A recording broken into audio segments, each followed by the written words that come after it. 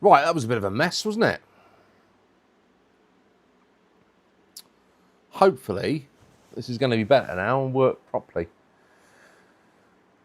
But of course, we've probably lost you all now because you were all stuck in the other one. That's better. Oh, that's a good start, isn't it, eh? Hello, how you doing, Ian, the Snarf? Uncle Bob's back. Yeah, are we all okay now? Hopefully this holds up. But I have no idea what happened. I didn't change any of the settings from before. It keeps defaulting. You'll see the title of this video keeps defaulting to MBO1 Part 3 Bag C and RC Chat, which is not at all what I asked it to be. I asked it just to be OAG Live Chat, and for some reason it keeps changing it. It's really strange, really peculiar. 100% better. Thanks, Bob. I don't know what happened. It's like the system gets itself all muddled up. And despite the fact that it told me the streaming health was great at the start, it just all of a sudden dropped off and went mad. So I don't know what happened there. But we're all around. We're all back. Thanks for getting back on and joining me today. I hope you're all having a good weekend. I think I started off by saying I've been doing a little bit of building. So this is my TA01 stadium truck that is in progress. I started doing this before I broke my leg, and then it's been sat waiting for me to get back to it, and I finally managed to go and grab it all and get started again, and I've been enjoying putting it together again. Oh, here we go. Problems already. The stream's current bit rate is lower than the recommended bit rate. We recommend that you use a stream bit rate of 6. I don't know what to do about that. It's ridiculous, isn't it?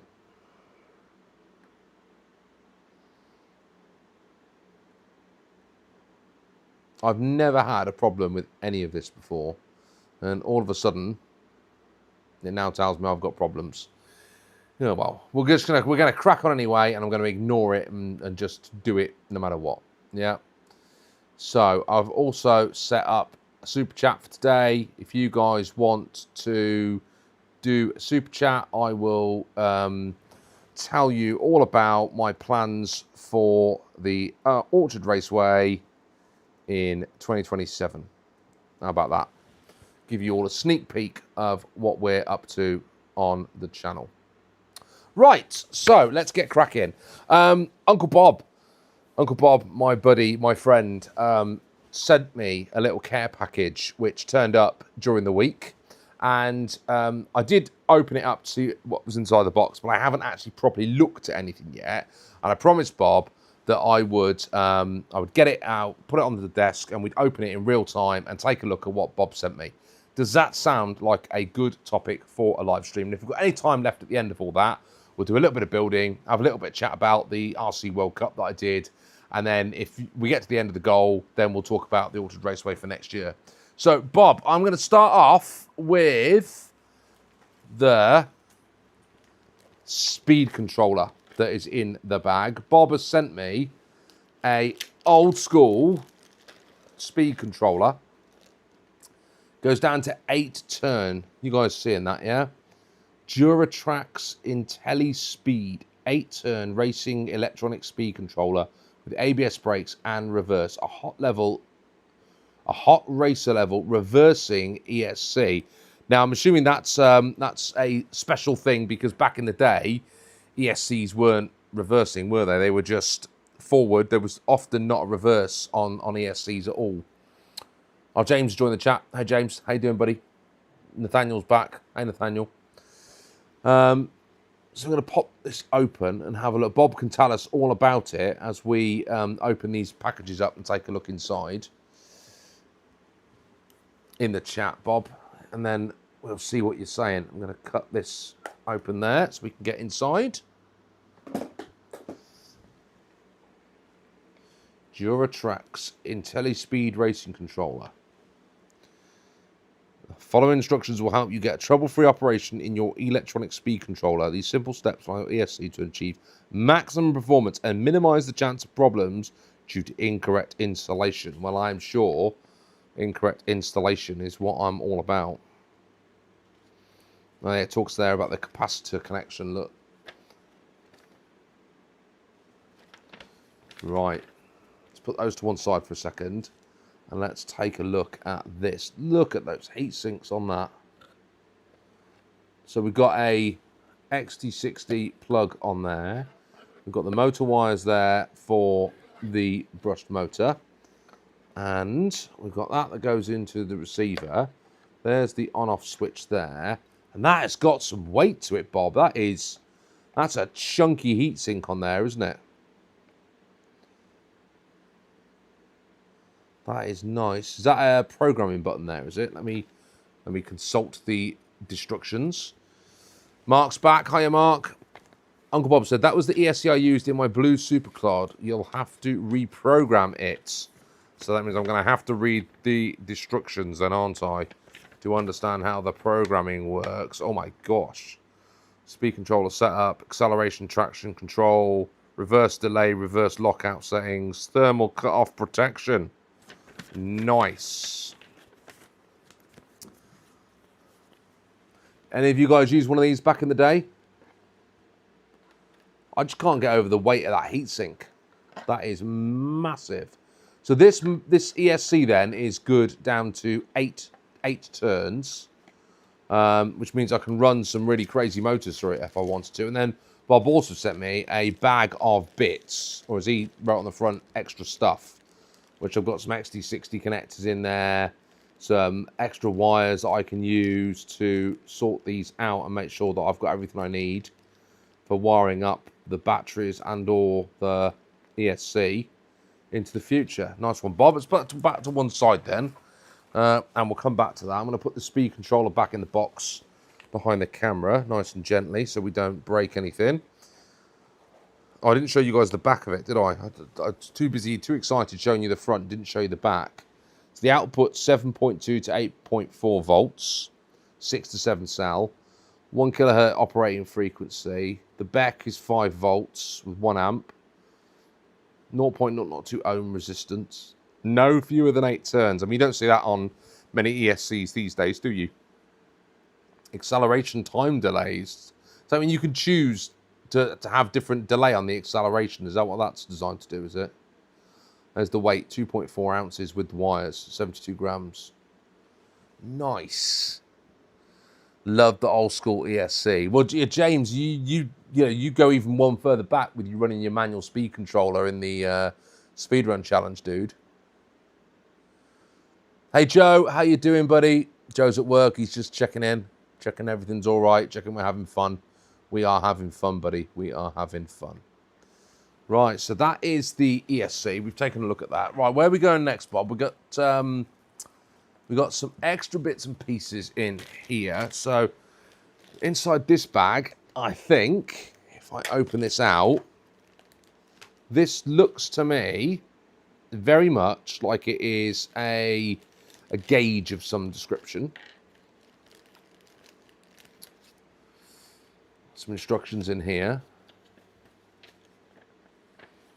Nice. That is is it a toe gauge? Yeah, towing gauge.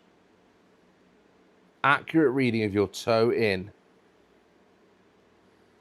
So that's going to sit underneath the car. See, I should actually read the instructions before I start trying to do things, shouldn't I? Oh, so that goes behind it, does it? Behind the front of the car. Initial position A and then final position B. So you put it on the front and you put it on the back. Like that. With these blocks on the inside.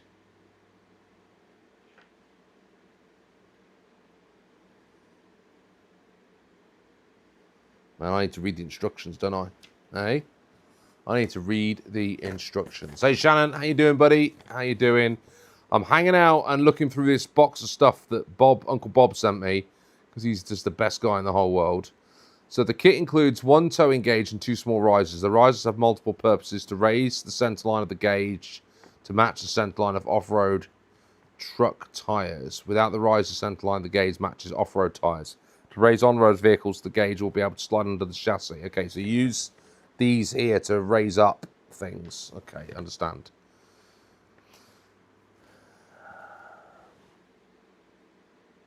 Towing gauge with legal width check.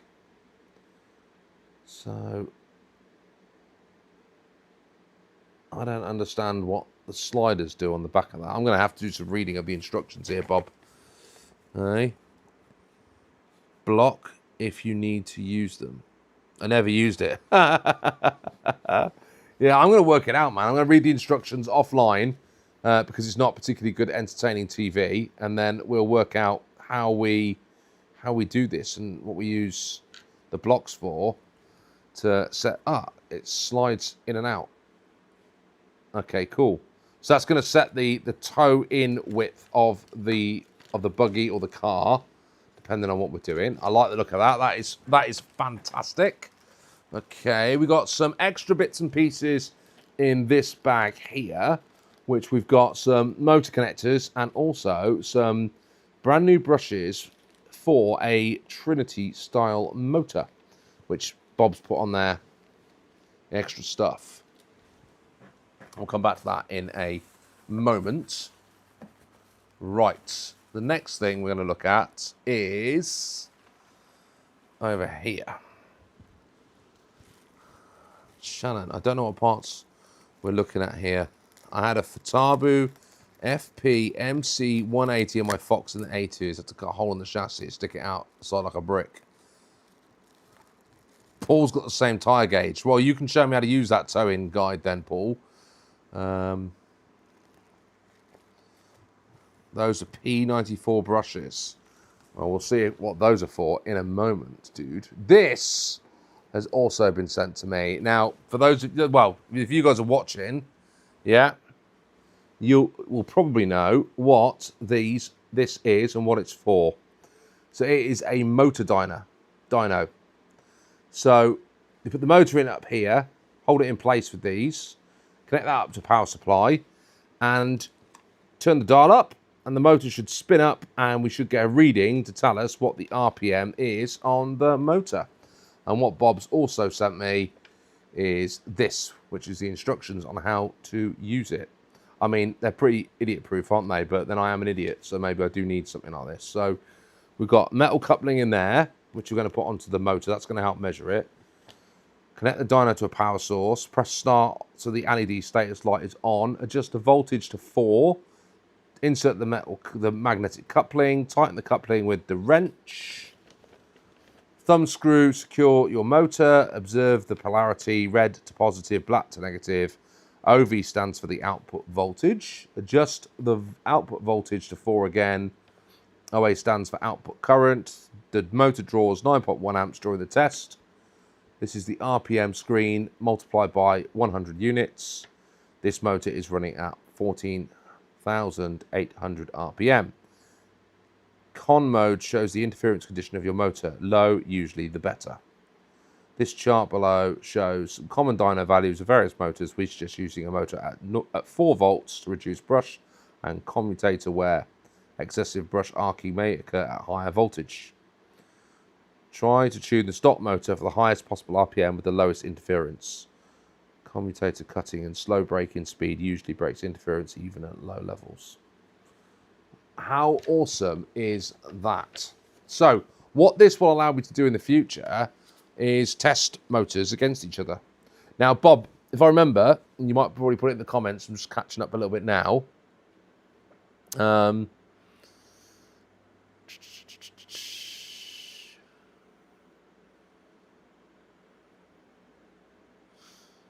Didn't work. It don't work that way, as I showed you in our video chat. Came with a motor that I bought. So it will be able to put it on though, won't I, and measure the RPM of some of the motors. Although I don't think it was giving 100% accurate reads, was it, Bob? It was giving an indication of RPM, and it would certainly tell us if one was better than another, wouldn't it? But I mean, you can't actually get these things anymore, can you? Trying to find a new one of these is almost impossible. I know the guys from Tamiya had a TRF one, didn't they? When they were spinning up those new sport tune, not sport tune, no, those new motors from Tamiya. What was it, the VZ motor or whatever it was? They were spinning it up on one, and I can't understand why you still can't get stuff like this today. You'd have thought there would be someone out there that could manufacture something like this. I know you can sort of homebrew one. So what I now need to get is I need to get a power supply so I can hook this bad boy up and then test some motors on it. That's going to be awesome. Bob, thanks ever so much, man. It's so kind of you to have sent this across to me because, you know, these things are so hard to find these days. And I massively, massively appreciate that. Well, I'm going to slide this back into the bag that it came in for now so we keep it nice and safe. And I don't spill any of my beer on it. That would be tragic, wouldn't it? Come all the way across from America and then I go and flip and dump my beer on it, and that would be bad news. Bad news, Bob. I don't want to be bad news. Could power it with a 6-cell pack. I could do, couldn't I? That's right. I could just power it off one of the motors, especially if I'm only going to be running it at 4 amps. I could certainly do that. Right, let's dip back into the bag of goodness and see what we got here. So Bob sent me some other stuff in here. Cheers, Paul. Thank you for the like, brother.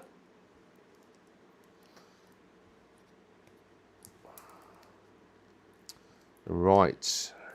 Bob sent me a couple of motors as well, which I'm going to have to struggle to get into. Hang on, let's do this off camera. You guys talk amongst yourselves for a second while I battle to get into here. I could see some interesting motor videos coming up with the OAG. Yeah, you are right, Mark. I'm going to be playing around with these and seeing how they spin up. Has Paul posted his video yet of his runs from this morning, or is he saving that for a bit later on?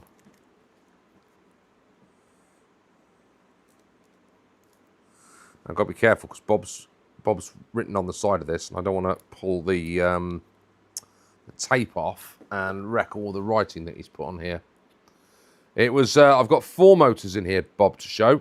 It was 4 that you sent me. So we've got the first one here, and then once we're into this one, we can take a look at the ones that are in the tubes. Right, here we go. We're in. HDXRC, hello, how you doing? Thanks for joining us today. Right, so we've got a couple of bearings in this one, Bob.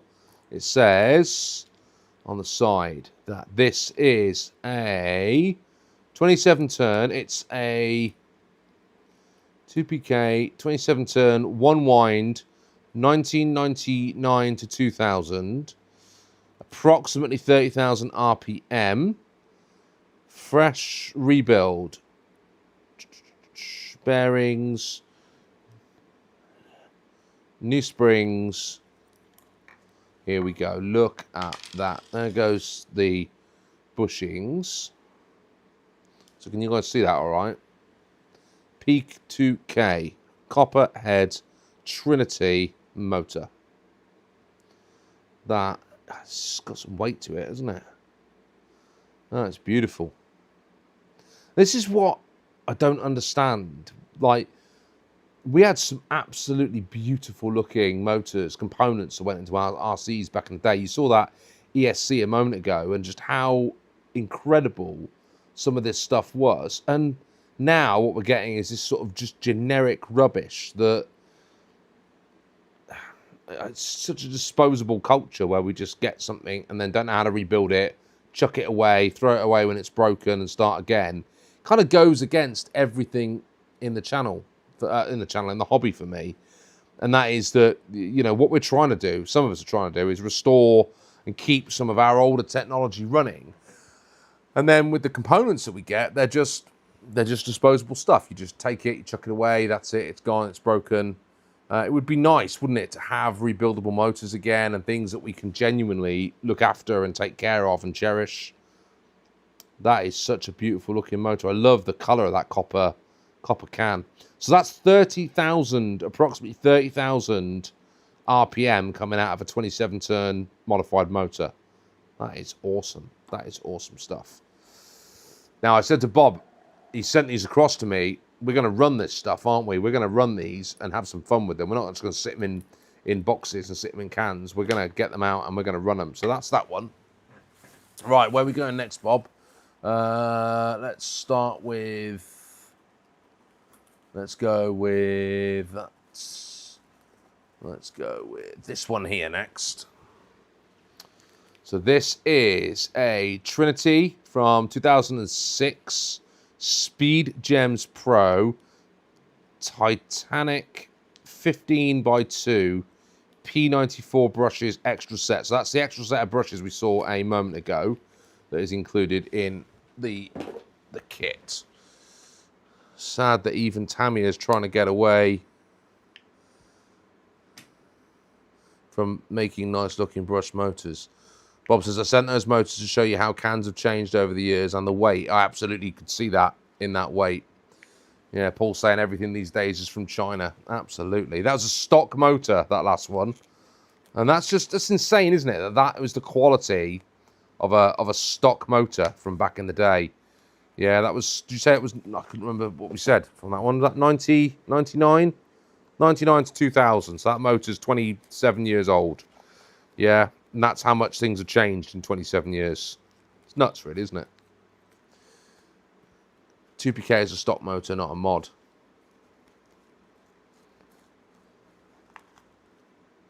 Okay, so here is the Speed Gems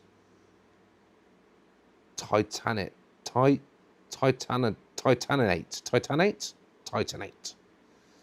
So that's got the adjustable end bell, which Mark's watching. You'll be careful what you say there, Mark. Cheers, Joe. Thanks a lot for hanging out, buddy. So that, it's interesting design on the end, isn't it? I was about to say it looks very similar to something else I've seen, but it's not quite. Epic Japan.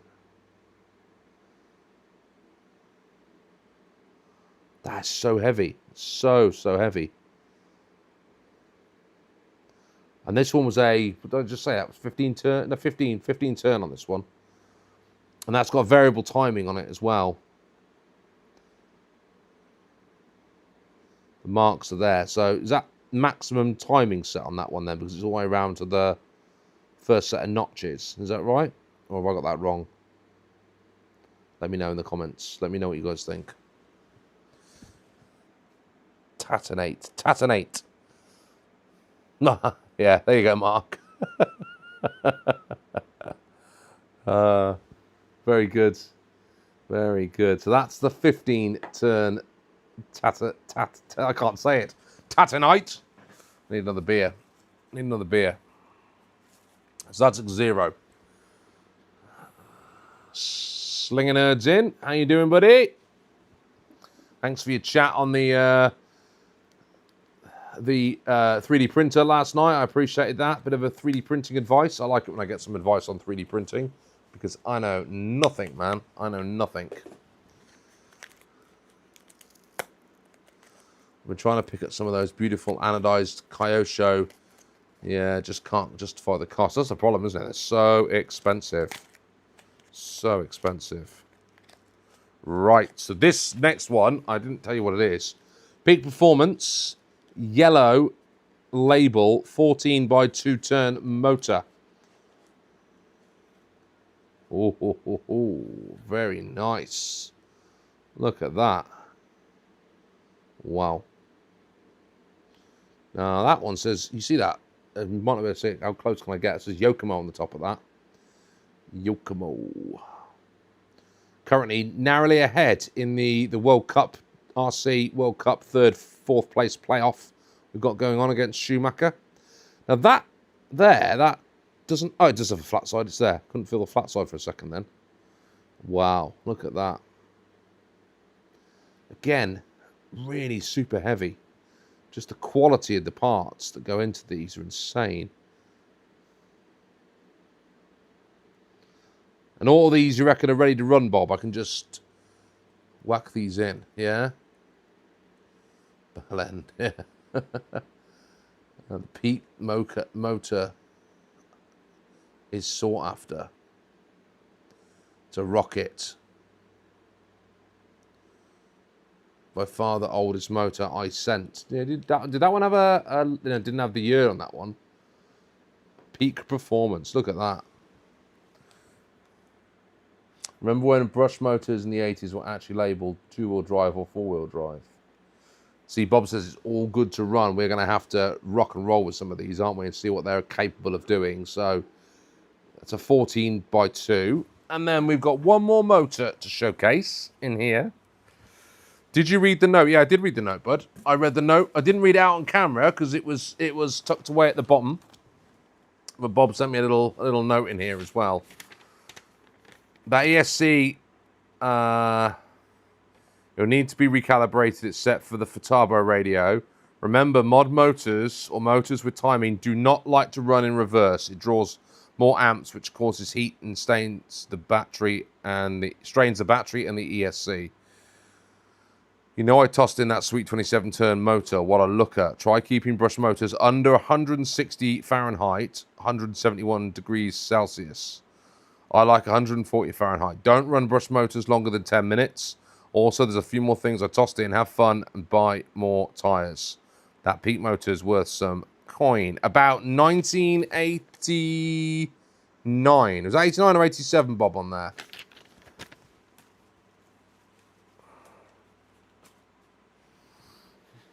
So we're going to look at this one now. 1998 Trinity Speed Gems 2. Platinum. 13 by 3. 31,400 RPM. Not now. Yeah. So that was a Speed Gems as well. It was a Speed Gems Pro, wasn't it? So let's snip this open and see what we got in here.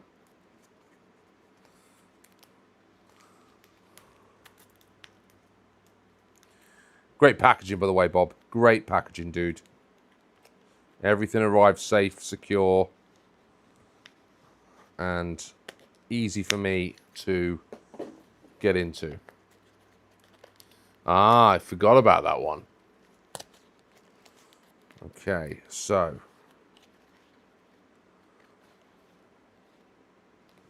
here we go. Oh, very nice. Look at this. Speed Gems 2.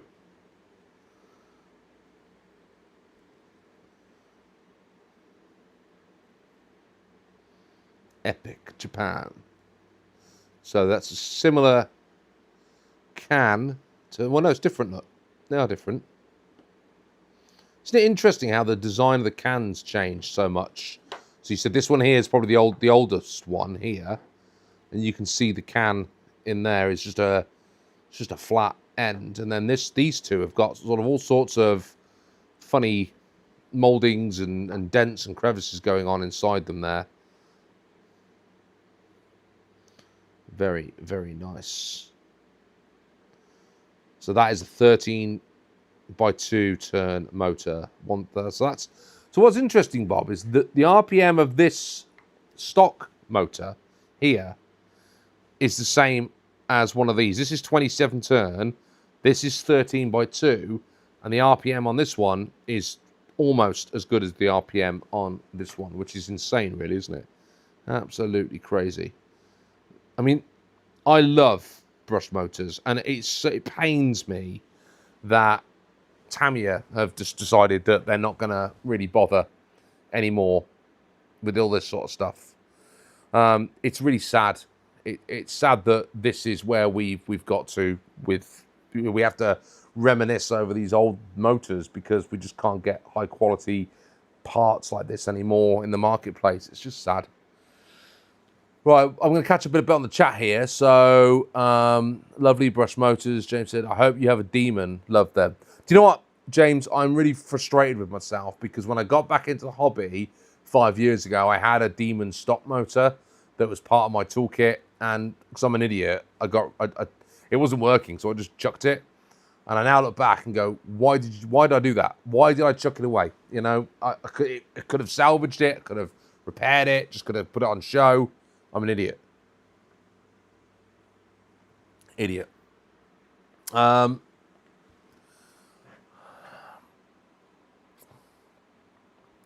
Bob, what country are you located in? I'll leave Bob to answer that. Mark's forgotten what he had for breakfast. Come on, bud. Can't be that, can't be that hard. Let's have a beer. You'll be all right.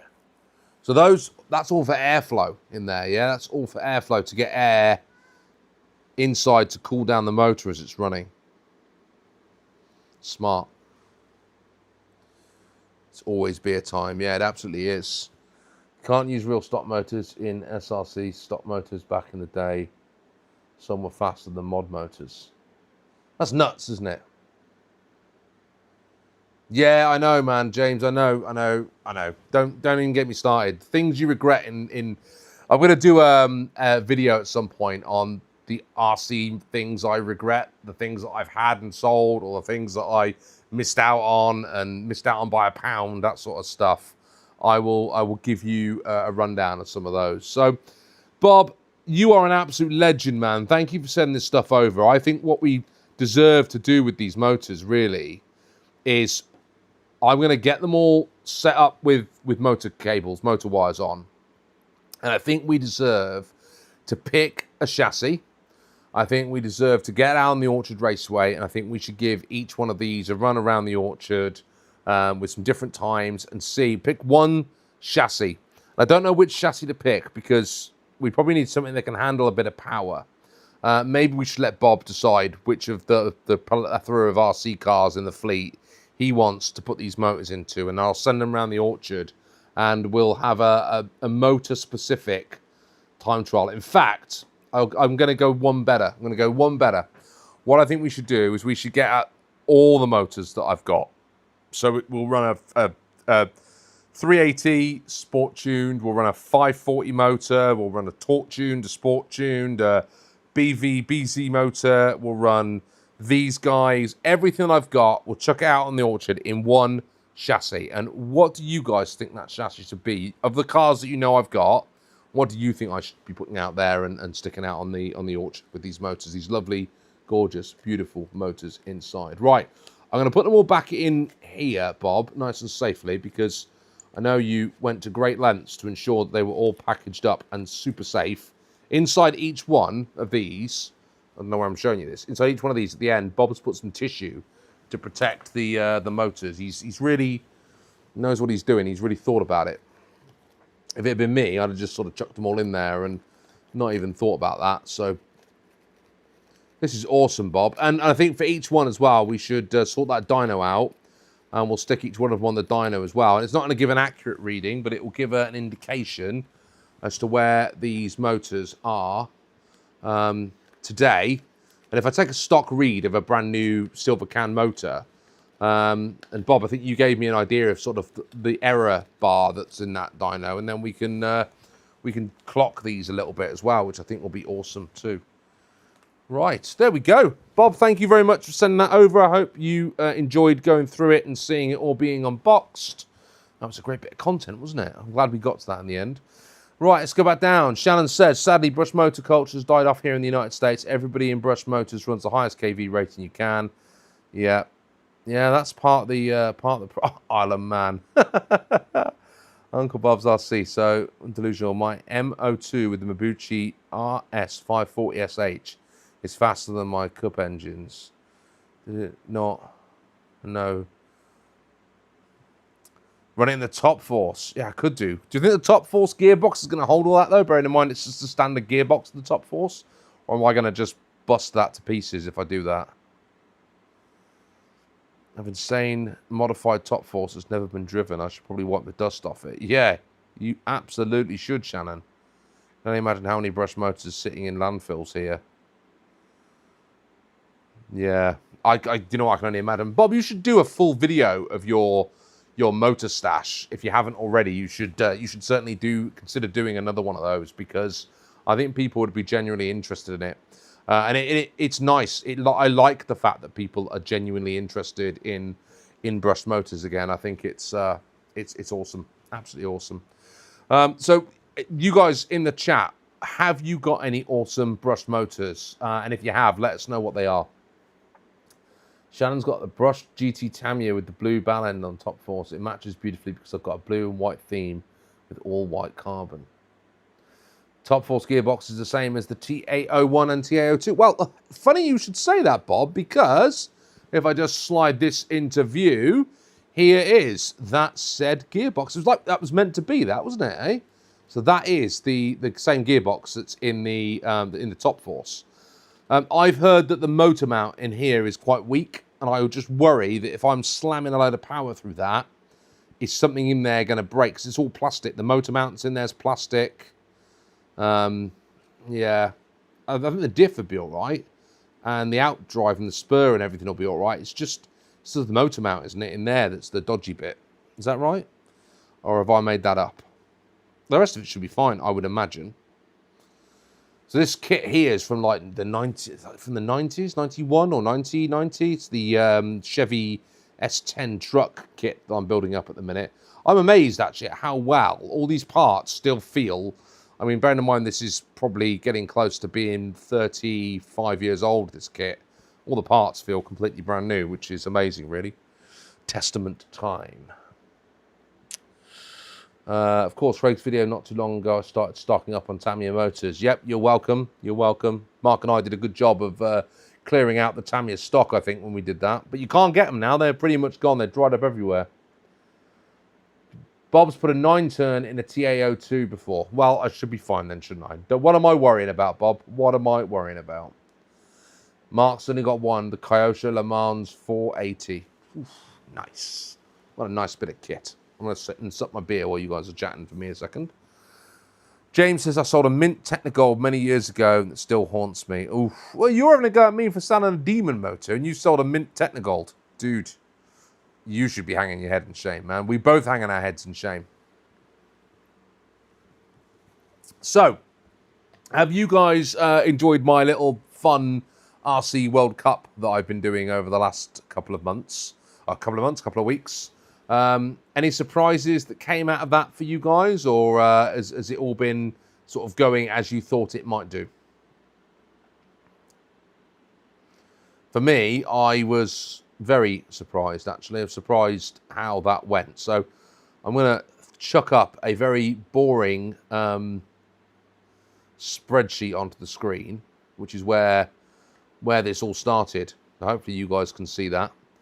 And this is where I started my fun the other week, and I just made a list of a load of RC companies that I could think of and where they were located, and then I just drew them all out into a stable, into a sort of a ready-made ladder, so they would compete against each other down to the final. And just by luck, had it, Tamiya was on one side and Kyosho was on the other, which is why we've ended up with those two in the final. But I couldn't believe that I can believe Yokomo went as far as it did. But I thought that there would have been, I thought G-Made might have beat Hosim. I was surprised that happened right at the start. FTX got further than I thought it would do, but then it was up against Hosim because that got through against G-Made. Tamiya beat out J Concepts right at the start, and then it had a relatively easy route through, I suppose. I mean, I did worry that X-Ray was going to do a lot better against Tamiya than it did. I think it's a good measure of the channel's viewer base, how well some of these things did, because I was expecting to lose out a little bit, if I'm honest, to some of these other brands that I don't know as much of. But I think my viewer base really are very keen on the retro Tamiya, Kyosho, Yokomo, Schumacher, etc. Relalo went out in the first round to LRP. There was no love lost there for Relalo, unfortunately. LRP, that German manufacturer, they did quite well in that first round, I thought. And then Losi knocked them out in the second round. Losi defeated Carson, who I only put in there because they were German and I wanted to try and mix up the countries a little bit. But I had no expectation that Carson would get very far. And then Losi eventually got knocked out to Kyosho in the quarterfinals. And Kyosho knocked out Serpent, the Dutch. There was a Dutch RC car, but now that's located, the head office in Hong Kong. They've kept that orange colour that the Dutch like to use in their football team, which I thought was interesting. So Kyosho romped through there, beat MST out, and then smashed Losi in the final, smashed Schumacher in the semis, and ended up over here in the final against Tamiya tomorrow. Team Corrali did very well against Charisma. I thought that would have been a lot closer in the opening round, those two going head-to-head against each other. But yeah, ultimately, Team Corrali then got knocked out to Armour in the next round, who got narrowly defeated by Schumacher, who just went on this rampage. They defeated Traxxas in the first round, then they knocked Axel out, then they knocked Armour out, and then unfortunately fell at the last hurdle to Kyosho. They've ended up in the third, fourth place playoff against Yokomo. And we've got the All-Star Tamiya versus Kyosho in the final. Not that I expected that to go any other way than where it's ended up. So, was there any surprises in there for you guys? What do you reckon? Oh, you guys started talking about Messi and football, have you? Is that what's happened in the chat? Meniere's trying to promote his lie about the turn rates and showed many speed runs, 8 turns. Yeah, I agree with you, Shannon. There's no way they are what they say they are, is there? Uncle Bob says he's shocked England lost. That's because Messi decided to play in the last 2 minutes. Well, I don't want to get into football too much, but yeah. I'm a rugby man myself, so we're going to have our revenge on the Argentinians this afternoon because England's playing Argentina in rugby this afternoon. So fingers crossed. 12-turn cup engine from AliExpress. Still a fast can, but it's actually 21-turn, not 12. They must have got the numbers the wrong way around, dude. No clue who that is. I don't watch any kind of sports. Bob takes it back. I watch shooting sports, and I used to watch Monster Jam.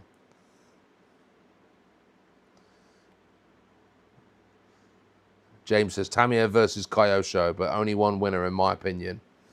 But do you know what? It's going to be a tough one, man. I think that can go either way because I love my Tamiya because I can get loads of Tamiya and they're already available and they've done a whole package and you can get all the models. But there is something about a Kyosho build and a Kyosho vehicle that I can't put into words to explain how they make me feel. I'm almost more attached to Kyosho than I am to Tamiya, but I only have three Kyosho models in my whole collection.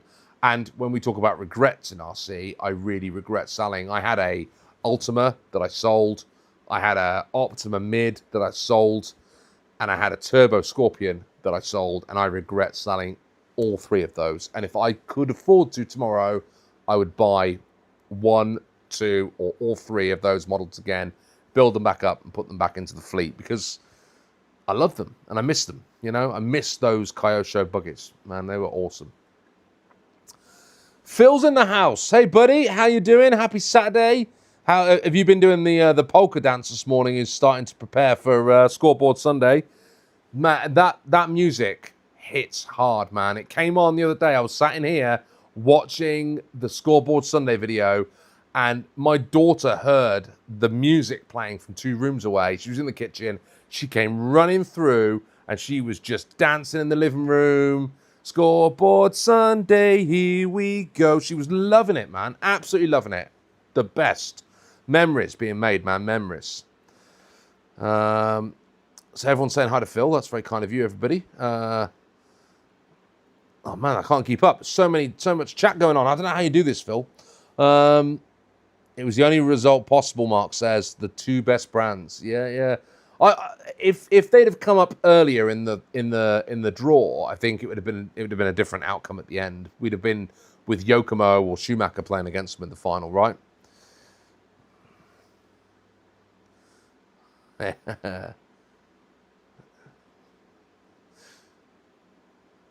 Wash your mouth out with soap, Craig. Yeah, James. Sorry, guy. You know, I've got to tell you the truth, man. I've got to tell you how I feel about it. You know. So, talking about motors. Go back to motors just 1 second. We're talking there about a €7.50 motor that was bought that wasn't a 12 can. It was 12.5 turn or 12 turn. It was a 21 turn, right? I have just purchased this week, and I bought it for the speedrun challenge, and it's not going to get here in time because I ordered it on eBay, and it looked like it was going to come in a couple of days. And of course, I get a shipping notification said you might get it mid-August, which is way too late. But I will run it eventually anyway. I've bought a motor for £5, 5 UK pounds, so that's about €7.5 or €7 or $7, and it claims to be a 40,000 RPM 380 turn motor. Now, I do not think it's going to be a 40,000 RPM 380 motor, but if it is, it's going to be freaking awesome and ridiculous and stupid. But we'll see what happens when it arrives. But yeah, it was the fastest RPM, or the highest RPM 380 motor I could find. And then the other Andy Hall showed me a modified 380 motor that he had, and I am now on the hunt for a modified 380 motor. So if any of you guys see one, drop it in, let me know, send me an email, tell me all about it. Bevarat RC says, oh, I've lost it. Where were you?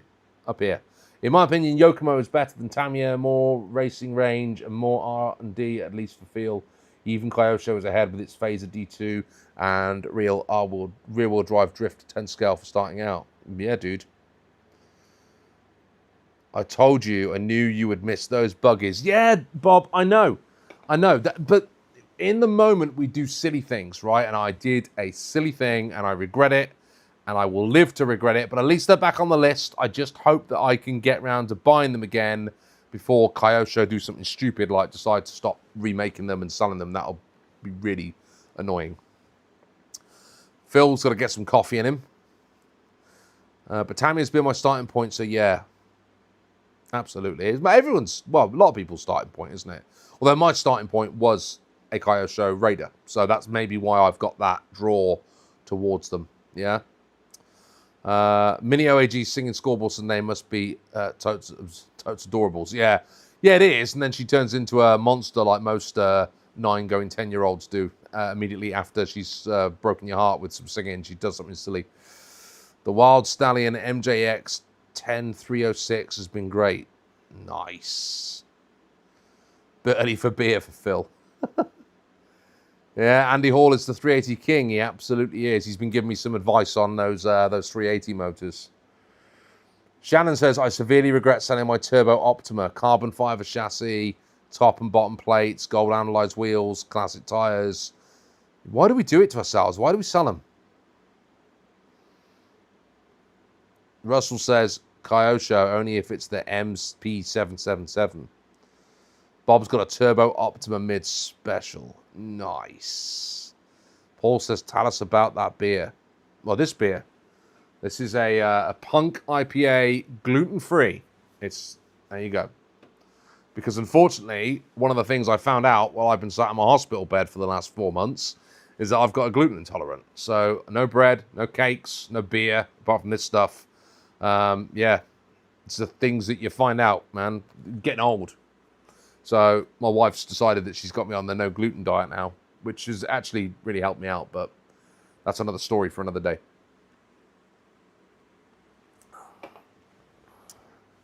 I always thought Phil started his day with an IPA.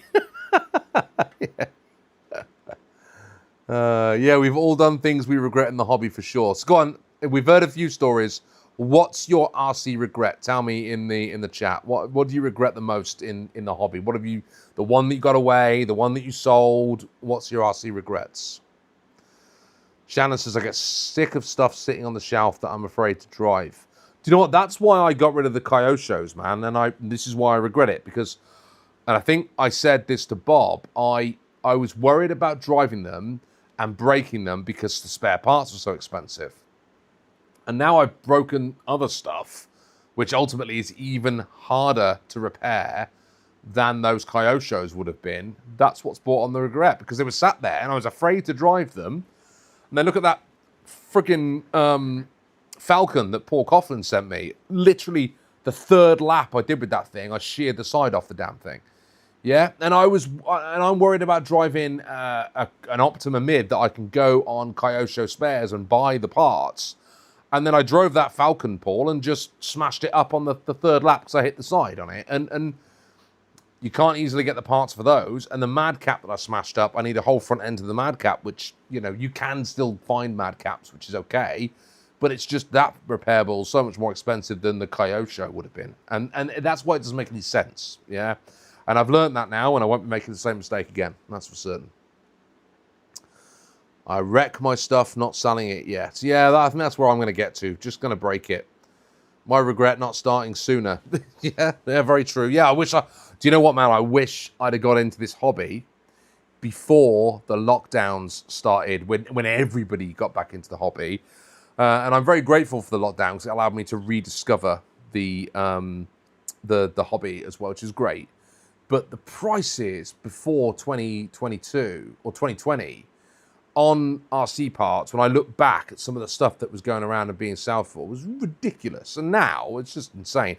Although I am seeing prices starting to fall and they're starting to go back the opposite way again. So if there's something you're looking out for on eBay, now's the time to start thinking about it. Sean says, getting back into it, it's cost me a bloody fortune. Yeah, we don't worry about that. No one talks about that, do they? Just don't worry about it. Can't take it with you. Paul says, yeah, you need that full-size bumper. I've got one now. I've got one. I'm going to get this this stadium truck done, and then that's my next project. I want to do it when I'm back down in the studio. I'm going to strip the Falcon back to what we started with. I've got 2 donor chassis now that I managed to... I mean, to say these things are barn finds would be an understatement. They're an absolute state. They're covered in dust and mold, and they're ugly. But I've got Sonic Cleaner. I'm going to get the parts out. I'm going to clean it all up. We're going to rebuild that that Falcon, and I'm hoping that we've got the right parts. The bumpers definitely in there. I've got 2 bumpers in there. We're going to fix that thing up. We're going to get it back out on the Orchard Raceway in 2027. More on that later. And I'm looking forward to it, man. I can't wait.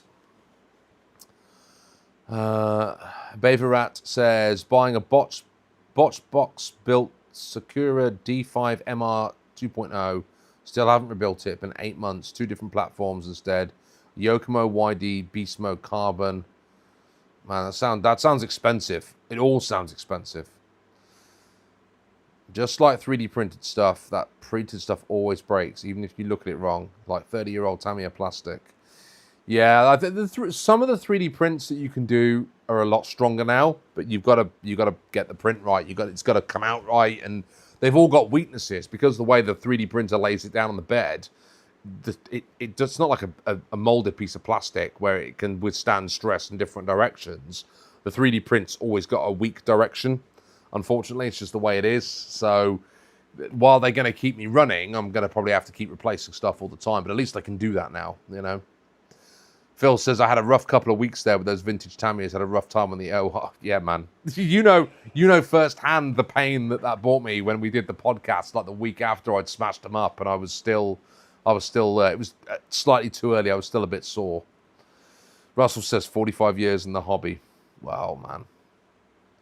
Shannon, biggest RC regret, Super Vonte TD4 and the Carbon Fibers Builders Kit, Losi LMT.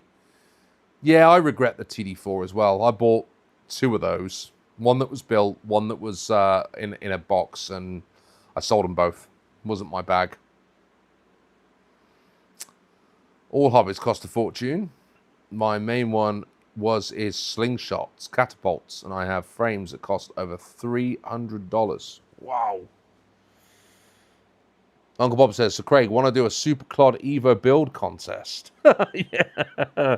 Yeah, I would do if I could find a Super Clod here in the UK now. I mean, they are impossible to find since Tamiya decided to discontinue them. In fact, I don't think there's any shop in the UK now that has a Clodbuster for sale. It's nuts, isn't it? Let's not talk about money spent, even when it was used. Taxman is watching. Yeah. Pet G is stronger for 3D prints, but never looks as nice. Yeah, I know that, man. I know that. Right, what should we do next? We talked about the World Cup and Tamiya versus Kyosho tomorrow. We talked about what I was building. We talked about this. We opened up Bob's surprise package, which was awesome. Thank you again, Bob. Let's talk a little bit about the Orchard Raceway next year and what's going to be going on the Orchard. Now, got to think about how I do this. Right, so I have been... Let me go in here and change the settings on this. Hang on a second. Bear with me. To this. There we go. Can you guys see that okay on the screen? I'll make it a little bit bigger for you. So hopefully you can see what's going down. All right. Make this nice and big. Go right to the top. I have been playing around with some ideas for next year out on the Orchard Raceway. And what I've decided to do is group the cars for next year into into teams. So rather than just having a 2-wheel drive race or a 4-wheel drive race or a leaderboard or a head-to-head or something like that, going forward out in the Orchard Raceway, we'll have an event. I'll pick some cars. I'll take them up onto the track. I'll run some time trials around the Orchard. And within the fleet of cars that I pick will be different cars from different Orchard teams. They'll either be the Works team, which is the factory team, or they'll be part of Team DT, or they'll be part of Team Pro. And there's 7 different teams that I've organised, and I've grouped the RCs based on where they're at. So, for example, in the Works team, it will be cars that have had some serious hop-ups to them. So we've got the Kyosho Raider, which I've done a factory, I think it's called Factory Works or Factory Team kit. It's like a carbon fiber chassis on that now. It's got gold Optima shocks on it as well. I've really gone to, it's no longer just, the only thing there's Raider on it is the front and rear, the rear gearbox, the front bulkhead. The rest of it, the whole chassis plate is different. The shocks are different. I'm going to put a nicer motor in there. And we've really amped it up. The holiday buggy, the DT02 Derrick holiday buggy that we've got, it's got a carbon fiber chassis in there and a RZ motor, I think, in that one. The TT02B's had a whole load of work done on it. I've changed out the shock towers. I've new shocks on it. It's got a whole new steering setup on it.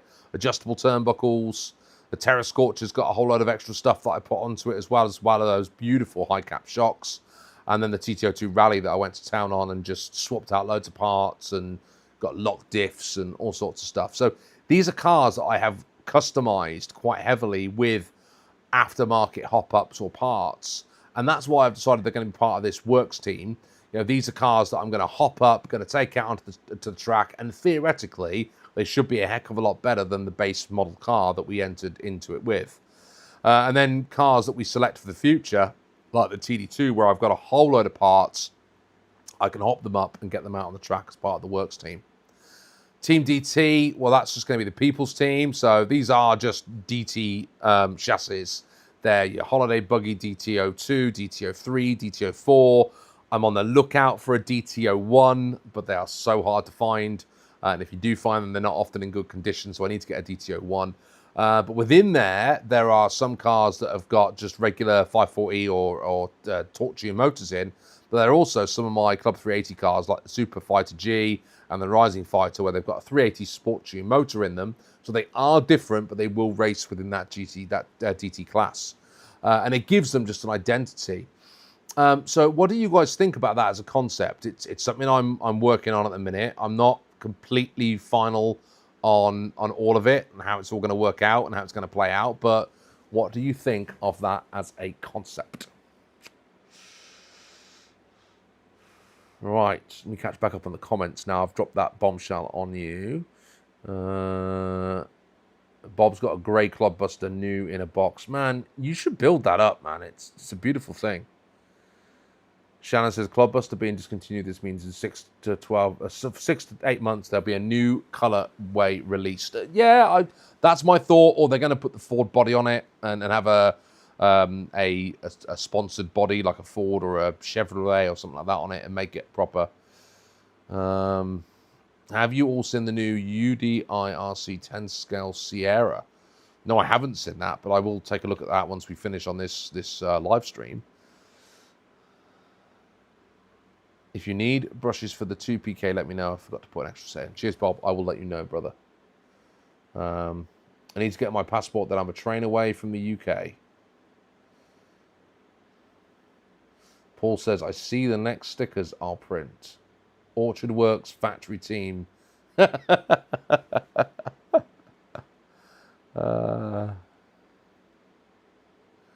you techie? Looks like it was written in Markdown. No, I'm not techie, man. I have been interacting with AI. Let's just put it like that. I managed to use the AI to get my thoughts down. I had all these ideas bubbling in my head, and I didn't know which way to turn with them. So I put them all down in a big document. I pumped it into the AI, and I said, this is what I want to do. Can you help me organize it? And it just spat it all back out for me. And then I was able to put that out into like this document so I can keep track of all my thoughts going forward. You know what it's like when you're cooking up ideas. I do this for videos. I do this for anything actually these days when it comes to the hobby. I get an idea in my head and I don't want to lose it, so I'll scribble it down on a piece of paper or I'll put it in notes on the phone, and then I want to flesh that idea out into something that I can do something with. And in the past, I would have to sit down and spend ages crafting that up. And you know, I have a day job, so I don't just do this. This is the only thing I do. I'm a family guy as well. I've got to be a dad. I've got to work. I've got to be a husband. I've got all these things. So I don't have the time to be able to think about the hobby sometimes, and I have to just drop my ideas down. And what I then do is I use, whether it's ChatGPT or I use Copilot to help me organize those ideas into a blueprint or something that I can then take out and film. So that might be the Orchard Raceway series. So I'll put all that into ChatGPT, and then I can feed it back and say, this was the results, these were the times, and it drops that back out to me. This is the one that was the fastest. This was the average speed. This was, and it just saves me having to do another spreadsheet. You know, Phil was talking about spreadsheets on the scoreboard Sunday the other day. I live in spreadsheets for my job. I don't want to live in spreadsheets for my hobby. So I try and stay away from that as much as I can do. So I let AI do some of the lifting. And I know people have got their thoughts on AI, and AI can be a real drain on many resources in the world, but there are good applications for helping with things like that. And for me, it absolutely has helped me, you know, do what I want to do for the hobby. So I'm very, very lucky that I've been able to work that out. Right, where were we on the chat? Uncle Bob says, I've got one built already. Well, you've got a grey clodbuster built already. Phil says, I've got a DTO1 Mad Bull I could send your way. Dude, you don't need to do that. It cost you an absolute fortune to send it to me, man. It would be ridiculous. It would be insane. Russell says, Clodbuster Project, highly modified Blackfoot. Concept passes the approved stage. Yeah, it does, Mark. I sent Mark a couple of those logos the other night. I was like, what do you think about this? And I've done all the rebranding as well. So we've rebranded the channel. The old logo's gone. I know Paul had put my old logo on the top with the wheelchair, and I loved that, man. That was so awesome. But I've been planning this rebrand for ages, and it all goes hand in hand with what I want to do on the Orchard Raceway next year. And I'm just trying to bring it all now to a, you know, I've had ideas in the past. I did that factory, what was it called? The Festival of Scale Speed back in the first year I did the Orchard Raceway, where I had like 2 different teams and they drove around the garden against each other. I've had all these crazy ideas, but I'm starting to sort of hone in now on how I want to keep it fresh for me going forward. I love driving the cars on the track, recording the time, seeing who wins out, seeing which ones improve. That's my passion, and I love it, and I want to do more of that as I go forward. I'm going to swap this around and put me on the big screen because you guys are just basically sat looking at my desktop at the minute, aren't you? How's that? There you go. You can see me now in all of my glory. There I am. So let's see what else we've got here. Paul says, yes, sir, factory works. So there's going to be seven different teams that I've thought of. So we've got the factory works. We've got the DT, Team DT. We've got Team Pro, which is going to be like the DBO1, the XVO1, those pro-level cars, the higher-end specs, right? We've got Team Retro, which is, I'm trying to remind myself now, no, Team Vintage, which is where I've got a old chassis, like the Falcons in Team Vintage, where it is an original chassis that needs a bit of love. It needs, you know, fixing, it needs repairing, it needs stuff done to it. And I've got a couple of those now that are in that team. Team Retro, which is the re-re's of the older buggies. We've got Team OAG, which is everything that doesn't fit anywhere else. And then there's another one that I can't remember what it is off the top of my head. Oh, Team Masters, which is the top force. It's going to be the RC10T and the Super Astute are going in that one. So there'll be 7 different teams, and the teams don't have all of the RCs in that they would need to compete in every event that we run. So sometimes you'll see Team Pro against Team Masters, and then other times you'll see Team Retro against Team Vintage, and it'll just have this it'll take its whole personality on them. We'll have all these different race stables and all these different cars, and then we can add to them as we go. I've already got cars lined up to go into each stable, hopefully, and keep it interesting. Right, where else we got? We got Russell says full custom carbon TTO2B with a Novak brushless and aftermarket shocks. Oof, nice. Shannon says I've lost it. So weird. My local hobby shop I frequent has multiple Clodbuster blacks. Might even had a grey edition. 6 or 8 the first release Porsche. Oh man, can you imagine? That sounds like a hobby shop that's not making any money, man. You need to buy some more stuff from them. How can you end up with so much stock like that? You know, certainly here in the UK, you can't get any of that stuff. It's all gone. How would a killer body Venus rear-wheel drive 380 motor TTO1 base rally frame compared to a DTO2 and such? Thinking outside the box as per usual. I mean, I don't think it would compare to if it's a rally chassis. I don't think it would compare to a DTO2. You'd be better off looking at that against like a TTO2 rally or a XV01, something like that.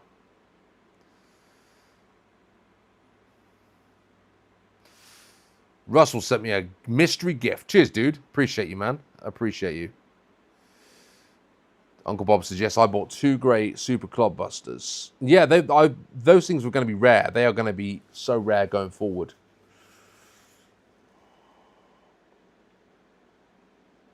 Why does the iPhone autocorrect the word Clodbuster? Yeah, I don't know. It does some strange stuff, doesn't it? True AI misses the mark by building wise, but exact painting colors from ID numbers does work. Well, that's cool to know. Time for breakfast. Adios, Phil. Take care, buddy. Thanks for dropping by. I appreciate you, man. I appreciate you. You might have to go through his bags to see if I did put extra brushes in. Also, if you look at the end bar of the 2PK to the others, you'll see the difference in how the springs are mounted. Oh. Let's take a look.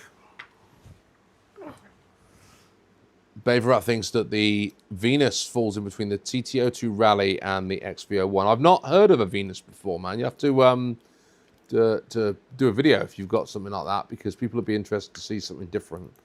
I'm going to have to look into that. Right, let's put this camera back on so I can see how these brushes are different. Here we go.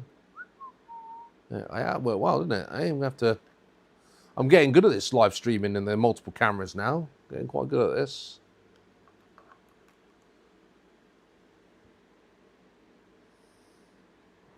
And there's the...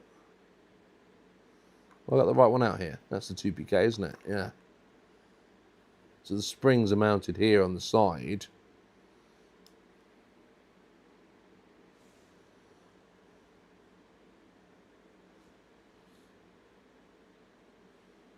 So they like go into the...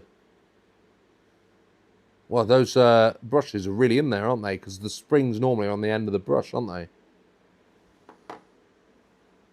Let's get another one up.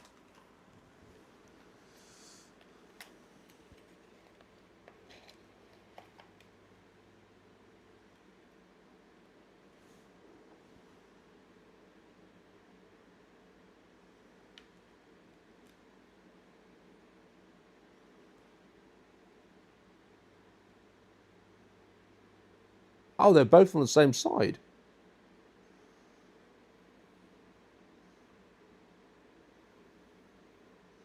So it's literally 2 different types of spring then, Bob. There's one for the left and one for the right. As opposed to just a spring that is go either side. Might be getting it in a week. Found a good plug for a price. Skiller Body is best known for its bodies. Doesn't run a car, so have a quick drive.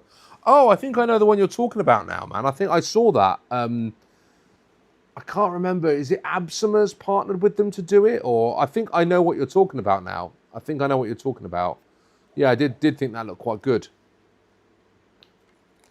I was mildly interested in it, and then I did some research, and I can't remember why I didn't fancy it in the end. There would have been a reason. The 2PK is called overhead design. Is that because everything's on the same size? It's all above it, is it?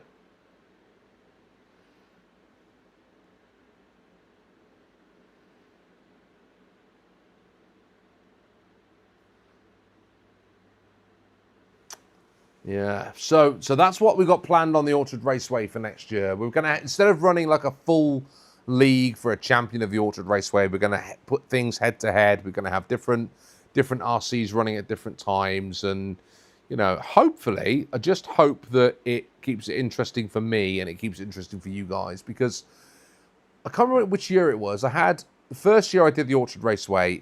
It went really well. I really enjoyed it. I got out, I ran a load of cars, and it was great fun. And then the second year I did it, I did a load of head-to-heads where everything was about car A versus car B, and then the winner went through, a bit like that World Cup, and then the next one, and they went through, and then those cars got redrew, and they raced against each other again.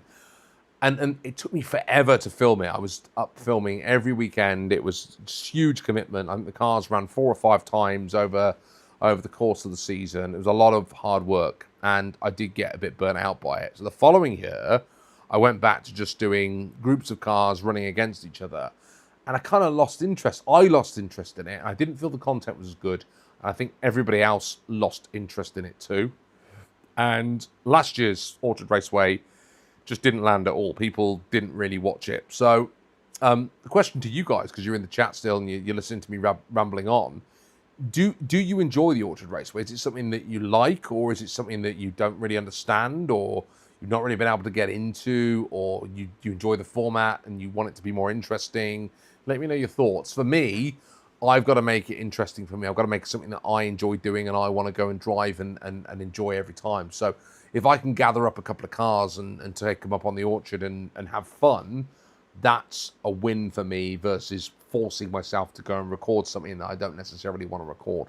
Like the other day, I dragged up on the Orchard, and I took up the FTX Zorro and the Hosim M14 short course truck that I got, and just ripped them around the track. And I did put the camera on and I did record it, but because I wasn't really into it, the footage was a bit rubbish. I didn't really have any purpose for being up there.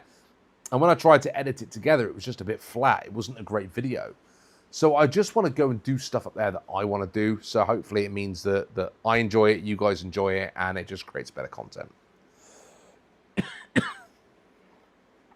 So what we got in the comments: wait for Minnie to be home, put the 2PK in something, 1080 works fine, slam it up and down your driveway.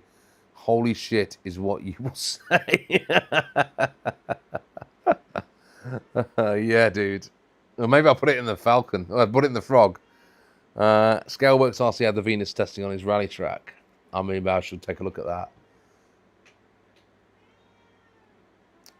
You got to do what you like. That's what Bob says. Yeah, man. I have to. I've got to make it interesting for me. Otherwise, it becomes a chore. And I think, do you know what? I think lots of us YouTubers find that is at some point, if you're just cranking out content for the sake of content, it becomes hard work. There's been times when I've just not wanted to do anything. I've not wanted to film. I've not wanted to build something. I've not wanted to make a video. And if you force yourself to do it, people know you're forcing yourself to do it. They can tell that you're just not into it. And I'm sure Mark's in the chat. I'm sure he will say, sometimes you're just going to have a week off. Just don't put anything out. Don't do anything. Go and run a car for you and get back to what is important. Get back to why you enjoy RC in the first place. It's not always about making a video. Sometimes it's just about having some fun and ripping a car around. And actually ripping those short course trucks around the garden the other day, even though I did film it, I didn't need to make a video of it. I just needed to have some fun and burn off some steam, which is what I ended up doing. And I actually had more fun racing the FTX. The FTX Zorro is such a massive car. It's a short course truck, and I'm sure it's like all other short course trucks. It's just so much bigger than a 1/10 buggy is. It's almost like a couple of inches wider, a couple of inches longer. But it looks so much more scale when it's driving around. I love that thing. It's so much fun. And I just want to keep jumping it. It looks so good when it jumps. It's almost like jumps in slow motion compared to a buggy. It's cool. Bjorn Strucker-Meyer says, I really enjoy the races. Cheers, man. Yeah, I'm glad people do, because I enjoy the races. Yeah, I enjoy doing that. Shannon said, England for 98 joules. Cheers, man. Cheers. We're going to need more than joules to get us through against France today. We're going to get slammed. Why do you think? Bob says, why do you think I don't put out videos as much as I did? Yeah, I get that. We all get a bit burnt out from time to time. We need a break. But you know, when you put out great videos, man, they're interesting. You got interesting stories to tell. You should share the interesting stuff and don't worry about the other stuff. You know. Seems to be different for me. When I'm shooting Catapult, I just turn on the camera, go live, shoot, empty my brain of all thoughts. That's why I was going live with my speedruns. Just felt normal to turn a camera and waffle. Well, that's why I do this. You know, I like to talk to you guys, I like to interact with people. You know, sometimes when you're just sat in a studio building your RC, you know, it can get a little bit dull. You know, you just sat building and I forget to talk and forget to do stuff. Chatting and interacting with people is for me a bit of the spice of life. But, you know, we don't always have time to do that. You know, for me, I want to do a live stream once a month and just interact with you guys and find something fun to do, chat about some of the stuff that's gone on in the hobby. But yeah, it's making a video every week for me has got to be about something I enjoy. I've got to love it. And I lost my mojo on the Orchard Raceway last year. And the break in my legs give me a year off to stop and reconsider it. And that's what I've done. I've stopped. I've reconsidered. I know what I want to do going forward now to make it fun for me. And that's why now I think it'll be more fun for you guys because I will really enjoy what I'm doing as opposed to feeling like I'm forcing just another year out, which is going to be fun. Beverat says, my main footage is ragging RCs, not really speak. Yeah, sometimes my yapping seems to help people at times, so that's neat. Bob says, I recorded a servo vid a few months ago, ACOMs, Amazon, high-tech, Futaba to show the speed of them, so on. Never edited and trusted all. Yeah, well, hey, I know that. I've done that. Shot a video, got it all in the can, done the whole thing, and then just never put it out. Didn't like it, didn't feel connected to it, didn't want to do it. Just, yeah, whatever. Move on. Sling Nerd said, feels more like a community when people join in and talk. Do you know what? That's a real good point. Let's talk about the community for a second. The RC community, this community, is amazing. People love it. People get in, they interact with each other, they talk to each other, we make some great friends, and it's, for the most part, it's a really nice place to be. Mark, I missed your message a minute ago, man. He says, I enjoy making videos. It's a hobby for me as much as RC. We all need a break now and then, though. That's right. But making the video in itself and doing YouTube is a hobby within the hobby, which is what I've found with it and what I like. Bjorn Struckmeyer says, I really like your channel because it's one of a kind. There are so many channels out there that do the unboxing and durability tests. Personally get tired of this. Yeah, I've done elements of that where I've got an RC and I've unboxed it and I've driven it and I've tested it and I've given my review of it, and I'm not very good at it. So I don't get out as much as, I don't have the time to get out as much. I mean, Mark will tell you, doing an RC on-site test where you got to drive out, you got to run it around, you got to film it, you got to edit it, it's a lot of work, man. It's a lot of work. And Mark does it really well because his passion comes across. Phil does it really well. Phil at Tomley RC does it really well. But when you've got guys that do it that well, you don't need me to do it. It's not my specialty. It's not what I'm good at. I'm good at chatting. I'm good at talking. I'm good at building community.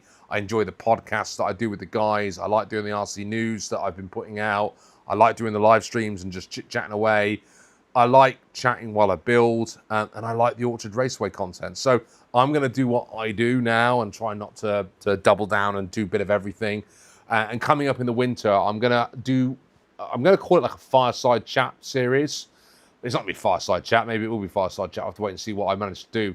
But it's just going to be me chatting about different topics about RC. And it might be a car. It might be a particular topic that's come up in the news. It might be, but just interacting with the community and talking about RC. And that's where I think I'm going to do more of that rather than reviewing cars and stuff. It's not me. Right, I've lost. You guys are chatting fast, man. I can't keep up with you all. So thanks, Bjorn. I really appreciate you saying that, man. Shannon says, Craig, at least you have an excellent speaking voice. Watching my videos back, I realize I've got a terrible speaking voice.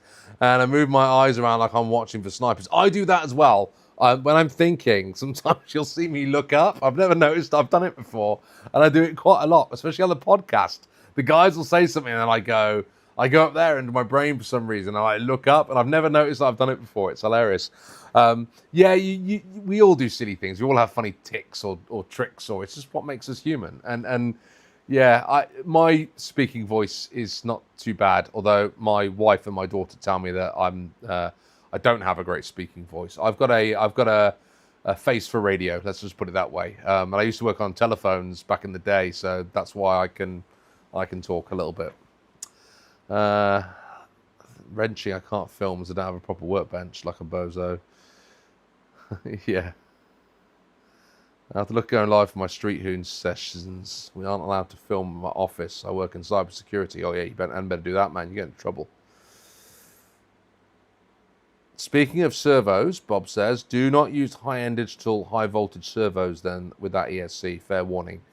Yes, I found that out very early on in my RC journey, that certain servos do not like certain ESCs. So I'm going to have to do some research before I just chuck something in there. Listening to Mark is fun because it sounds like I'm listening to one of the guys from the Beatles. Oh, yeah, man. Is he John, Ringo, Paul, or George? So that's the question. Or is he the fifth one that never made it? It got out before they got big. Bob says, why do people call this remote control? Do you know what? I'll tell you why I think people call it remote control. People call it remote control because that's what my mum used to call it when I was a kid. Because she referred to them as remote control cars, as opposed to radio control cars. And it just sticks, I think, for some people. Yeah. And I don't know why. Slingy Nerd says, preach, brother. I'm not a pro at YouTube, but just turn on the camera and talk and joke. I wanted to be better at YouTube than I am.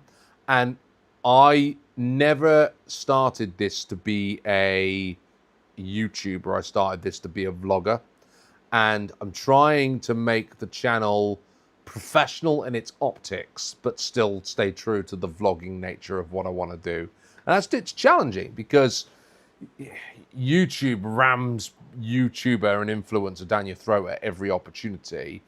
And I am trying not to get sucked into that because for two reasons. One, I don't have the time to battle with the SEO stuff and all the keywords, and I don't have time for all that. My life is busy enough doing my day-to-day job to try and run an influencer YouTube channel. I just don't have the energy. But what I want to do is make sure that my videos are finding the right people. And that's why I try and do what I do it often, because it just builds a community. And I'm part of the community that Phil's created, really, within Poor Boys RC, and I love that community. Some great people, everyone having great fun, and that's what it should all be about. Yeah. To be fair, the largest YouTuber in the world has a terrible speaking voice. I don't know who you're talking about. Is anyone laminating the impending end of the Poor Boys RC Speedrun Challenge? When do we start speculating about next year's chassis? Mikey, how you doing, brother? I hope you're good, man. I hope you are doing fine on this wonderful Saturday. Yeah, it's coming to an end, isn't it?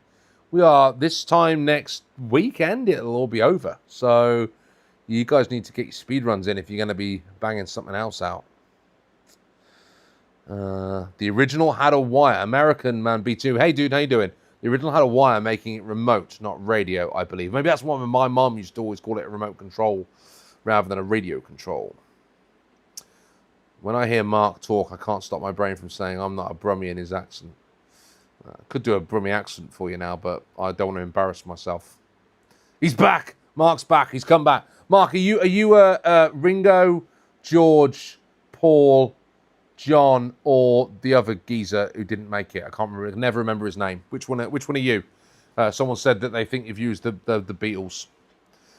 I'd have thought you'd have been more. What's a good Birmingham band? Black Sabbath. They were from Birmingham, would they, mate? Look at this chat. Keep going, man. Seriously, I'm not a brummie. Cheers, Shannon. Thanks, dude. Thanks for making his wish to find a Beatles wig from the 60s and send it to Mark. Didn't someone refer to him as the Bob Ross of RC last time we did a live chat? I think that was James over at Madby, wasn't it? Was it James at Madby? You know, he asked me who I liked the best. Was it Mark or was it Phil? But someone referred to Mark as the Bob Ross of RC. Yeah. Mark says he definitely didn't make it.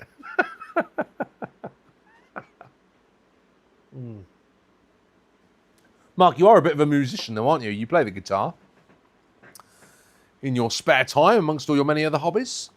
A music man. Sir George Martin, the fifth Beatle. Yeah. The guy who didn't get it.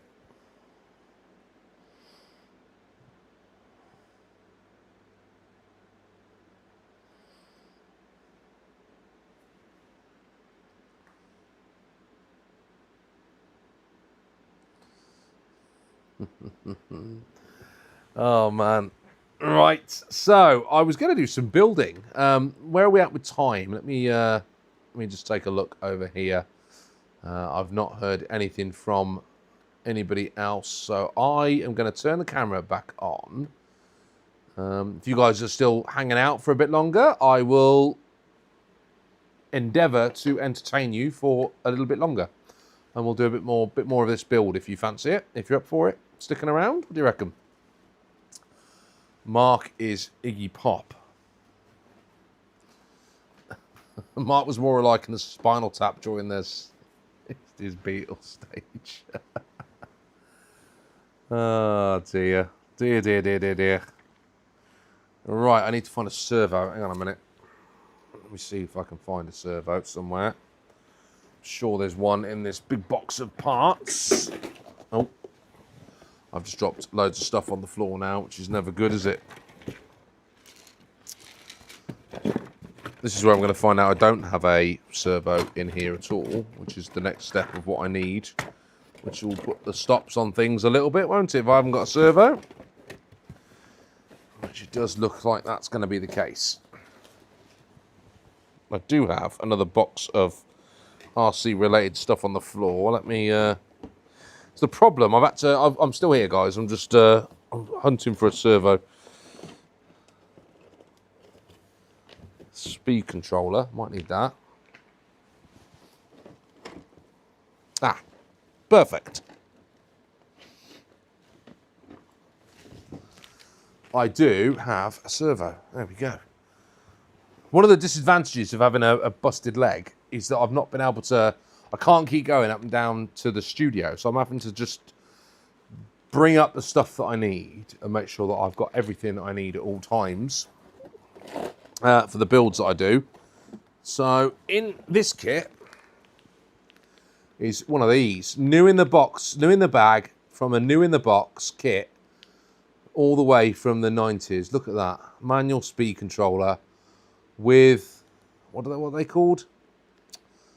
I never remember what they were called. Resistor? No. Come on, guys, help me out. Yeah, I am not going to be using that. I was tempted to use that in here, but I'm not going to do it to myself. I am going to put in the electric speed controller and keep that as a backup for my Raider in case I ever need one in the future.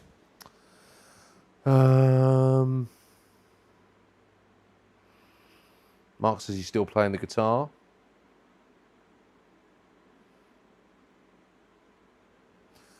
Baverat says, well, my other hobby is not very legal without proper licenses, but I've been doing it as long as RC is RC. Racing was done at the same place at the docks. So that's all my last guitar. I can't play anymore. Arthritis is horrible. Oh no, man, that sucks.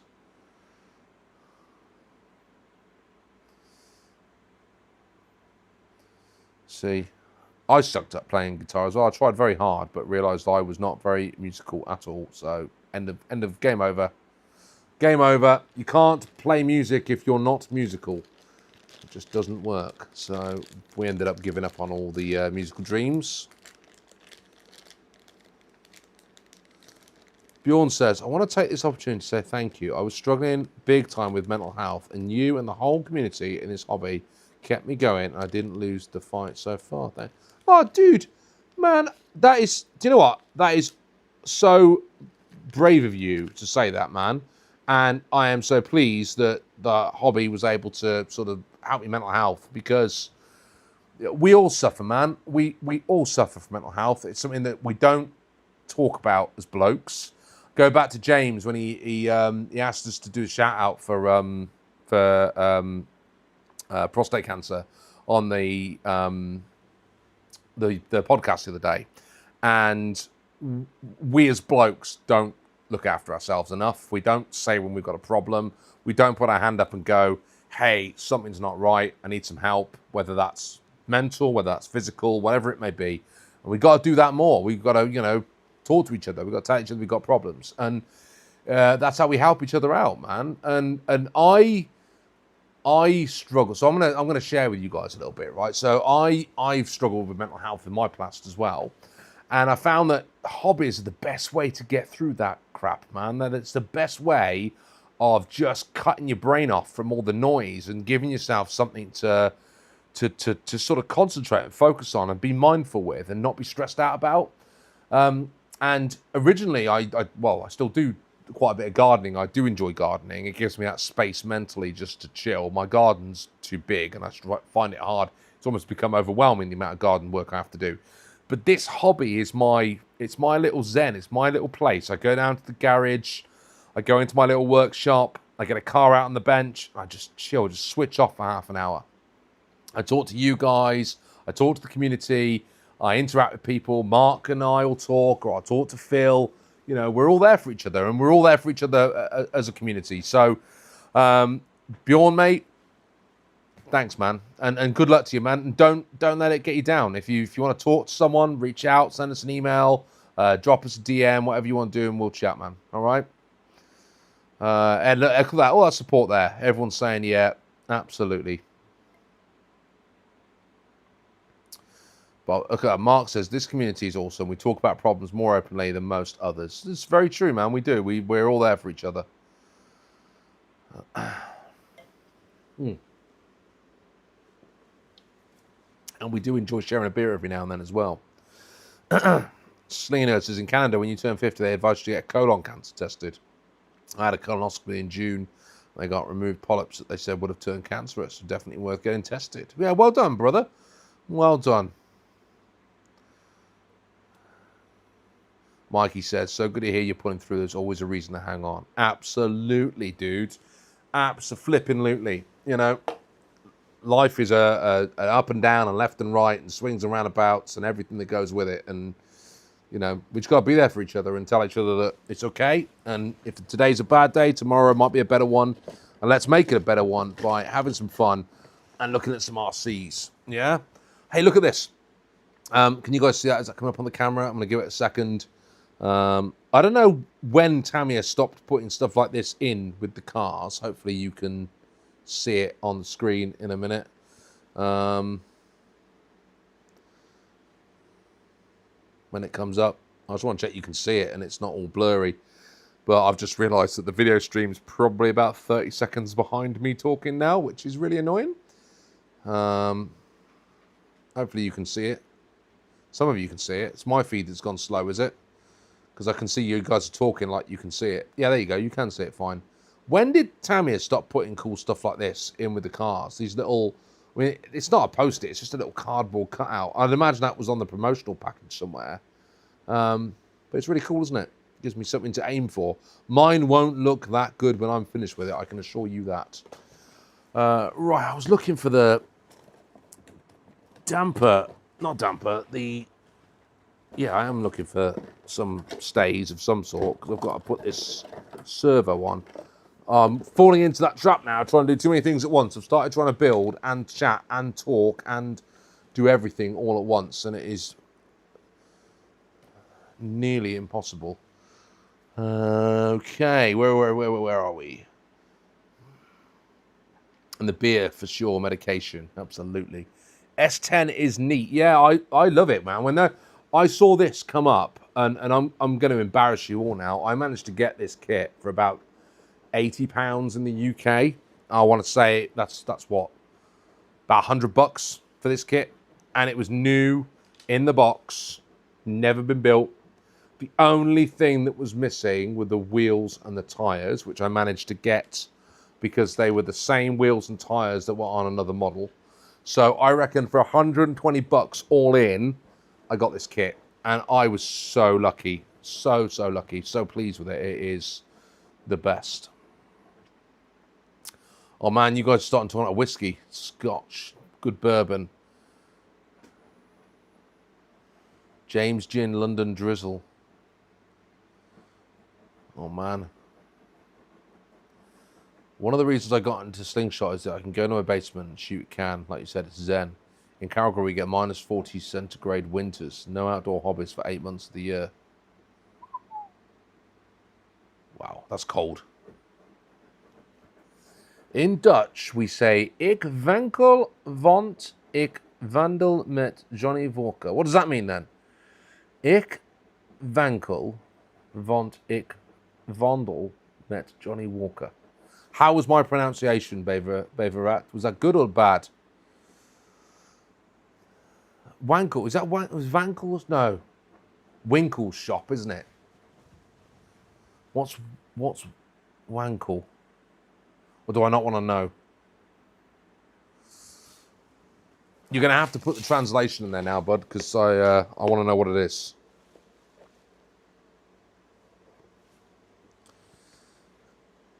Oh, I need some screws. I need... Getting ahead of myself here. I haven't even put the servo horn on yet.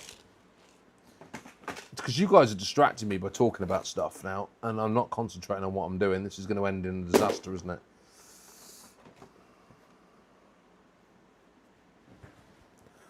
About spot on. No, it means I'm dizzy as I walk with Johnny Walker. Yep, because you're drunk, man. Because you're drunk.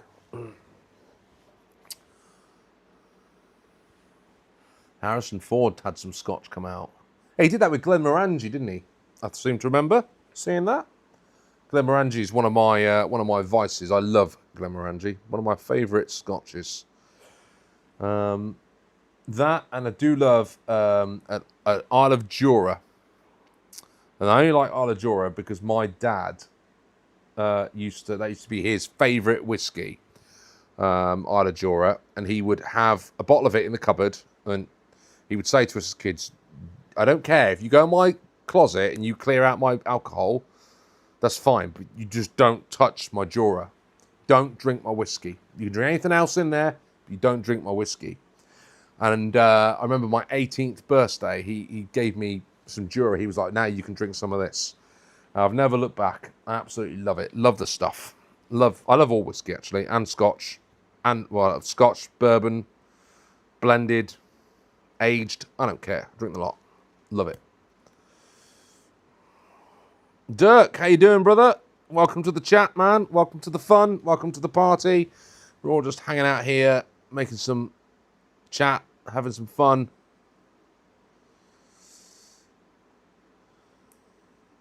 We've collected over $4,000 in bourbon, scotch, and whiskey, and that doesn't include other spirits. Oh my gosh, brother! Do you just collect it? Do you drink it, or do you just display your bottles and not drink it? Is it all investments? What is it? My whiskey habit really kicked off when I was in America. So we had this awesome liquor store in Massachusetts called Julio's, and it was just around the corner from us. And they would do a whiskey tasting night, and my wife would drop me up there. I'd go in, I'd taste some whiskey, I'd spend some money, I'd buy some bottles of whiskey, and then I'd get myself home again, and it was awesome fun. And we had great fun. But I amassed this massive collection of about 30 odd bottles of whiskey. And then it dawned on me that I've got to get it all back to the UK when we relocated back to the UK. So we boxed it all up. I went to the liquor store and they gave me these sort of shipping containers for whiskey, and they were all in like polystyrene holders, and it was really quite cool. I boxed all this stuff up, and we had these 2 giant boxes of whiskey that we bought back through customs. And I'd calculated it all. I'd worked out how much was in each bottle. I understood exactly how much duty I thought I was going to be paying on bringing this stuff into the country.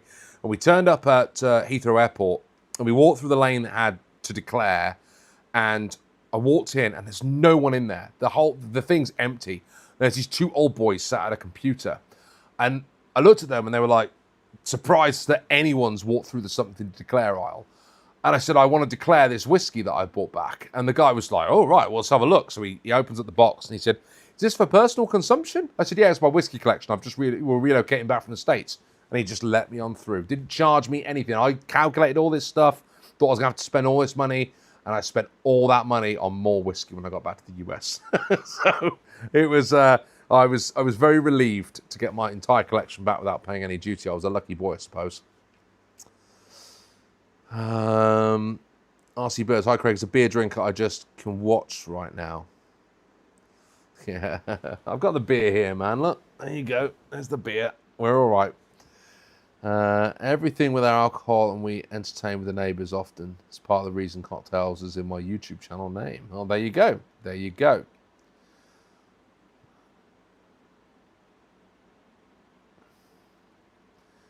Have you ever had gin aged in a bourbon barrel? It's phenomenal. No, I've not. But I kind of want to try that.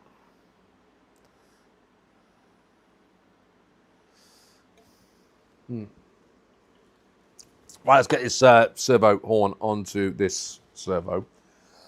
This is probably way too much of a servo to put in here, but it's the only one I've got to hand at the minute, so it's going in. I'm doing that naughty thing of not worrying about my servo being centered or anything like that at the minute. I'm just going to whack it all together and then worry about that when we get the electronics in and turn it all on. So I haven't got a radio up here. I haven't got a receiver and a transmitter and all that stuff. So I'm just going to put it all together, and then I'll worry about how it all works later, which is what I've had to do actually with most of the RCs I've built over the last couple of months, because I just haven't had the kit up here. I've just had to go for it. Bjorn says, what are you guys thinking about the new Group C Nissan Tamiya it's about to release? Did anyone pre-order it yet? I did, and I can't wait to get it. Do you know what? I love those Group C chassis. I drove one. My stepbrother, I think I've mentioned this to you guys before, my stepbrother's got the Mercedes one. Is it the C11, I think, I want to say, but I might have made that up.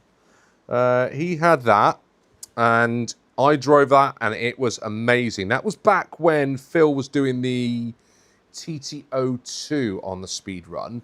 And man, like, that car had a sport tune motor in, and it was quicker. I had I want to say a 15-turn motor or something like that in my TT02 at the time.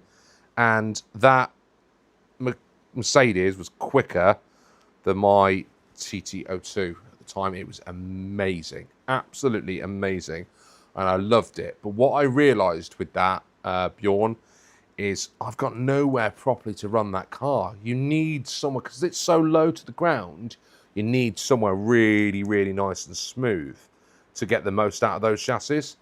But I tell you what, they would be awesome to get going fast, because they're geared so well. I really think if you put some of these high motors in them, they would absolutely rock it. They'd be rocket ships. And I don't know, have they sorted out the problem with the spares for the tyres? Because his biggest concern with that is he couldn't get the wheels anywhere. He couldn't get the spare tyres anywhere, which is because they're like foamy, spongy tyres, and they do wear out pretty quick. And he was worried that he just isn't going to be able to keep it running, because he's going to run out of tyre pretty quick on it, and then not have anything to put on it. Does that make sense? Have I made any sense there? Shannon, cheers, dude. Thanks for hanging out with us, brother. If I'm ever your way, I'll hit you up for a cocktail, yeah? Have fun at your lowrider event. RC Birds. Dirk says, I want one, but the farmer's roads I run off. Yeah, you're going to be able to run one of those on the farmer's roads, dude. It's just not going to happen. Not going to happen. Right, I always make this mistake. I've put this on top of the servo and then not even thought about what screw I'm going to put in there. This is why I'm such an amateur when it comes to builds, is that I just don't think it all through when I start. And then I worry why it all goes wrong. And then I've just lost the screw that came with the servo in the bottom of this box somewhere, which was a mistake. Yeah, this is why Mark does the builds and I don't, because I just can't be trusted. Can't be trusted. Tom, how you doing, brother? Hope you're doing good, man. Scale bodge not built. If you don't know Tom's channel, go and check it out. He is doing some awesome stuff over there. Although you probably all guys all know that because he's doing speedrun stuff, isn't he? So you're probably all well aware.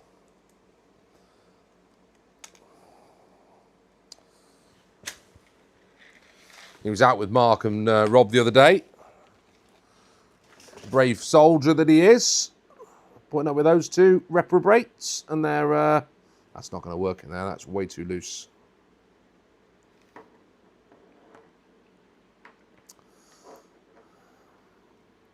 I hope you were well behaved, Mark, when he was out with you. No shenanigans.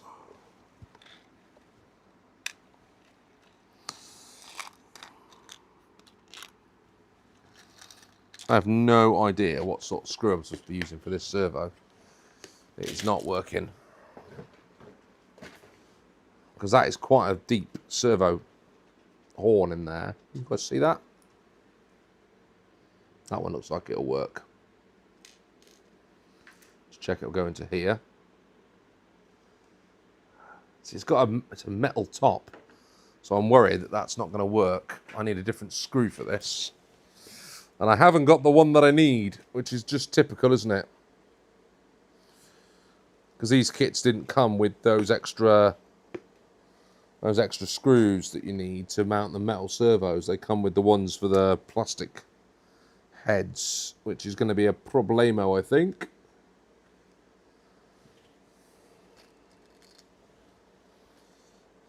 Because normally, with the metal head, you need a metal. It's not a screw. It's like a bolt, really.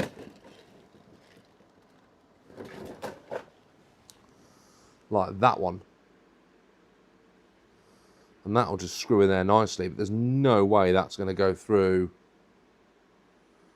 There. Shit. Well, that might be stopping. Servo stops play, unfortunately, doesn't it? It was a good laugh. Mark and Rob are yampy. I hope more collabs and shenanigans in the future. Absolutely, absolutely. I did chat with the other Andy Hall, and I reckon we all need to get together at some point. And maybe next year we need a sort of a collaboration where we all get together and run our speedrun entries together, all of us. Anyone in the UK is invited. I think we talked about it before. Yeah, I think you're right, Mark. I need an M3 and I haven't got one here. So I don't know what I'm going to do. I'm just probably going to give up, to be honest. Because I know where they are. They're down in the garage, but I don't know if I've got the muster to go down there and go and find them today, which means that's the end of that, unfortunately. I'm just looking at the instructions. There's not much more I can do because I need to get the servo in to then bolt everything else around it, unfortunately. Put the steering rack in. Oh well. Doesn't matter. Doesn't matter. Right, guys, we've been going for 2 hours. I think we're getting close to that being that, unfortunately. I hope you've all enjoyed it. Before I sign off, I'll do a quick Q&A. If you've got any questions you want to ask me, anything you want to discuss, any topics that you've come up that you want to have a chat about, we've probably got 10 more minutes. And then I'm approaching bio break time where I'm going to have to visit the little boys' room. So you guys got anything you want to know? Any questions? Anything you want to know about the channel? Anything you want to know about life? I can do my best. I don't really want to get political because I've had enough of all that sort of stuff at the minute. But we can talk about anything you want to talk about.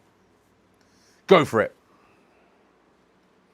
So we need James at Madby because he just then hammered me with 1,000 questions last time. So many I couldn't keep up.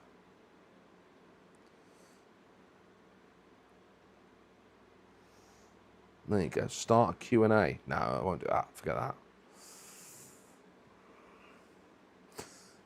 Tom says, I'm up for that. I'll have to bring plenty of spares for Andy.